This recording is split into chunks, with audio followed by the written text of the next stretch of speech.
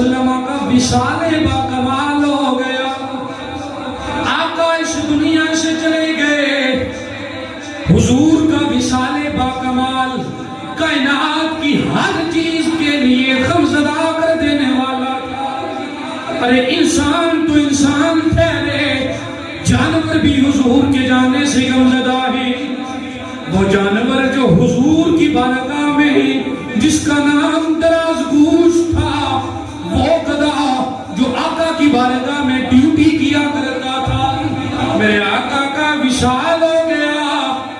آقا کے وصال کے بعد مفسرین نے لکھا کہ وہ گدھا جو حضور کی بارگاہ میں رہا کرتا تھا، میرے آقا فرماتے او دراز گوش جا صدیق کو لے آ.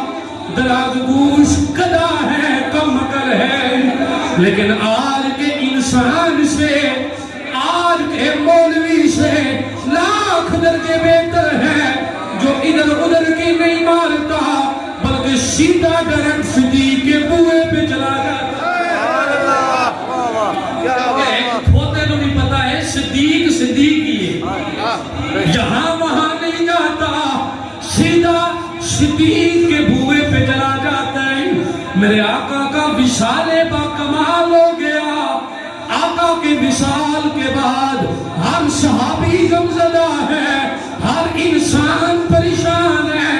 صحابہ فرماتے ہیں ہم نے خود دیکھا وہ دراز گوش جو آقا کی بارگاہ میں رہا کرتا تھا، اب وہ گلیوں میں گھوم رہا ہے، اس کی آنکھوں سے آنسو جاری ہے.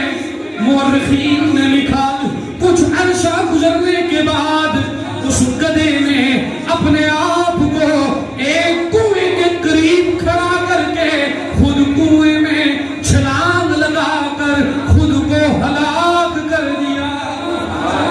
وہ گدھا بھی کہتا ہوگا چلے آزم اوتھے چلے چلیے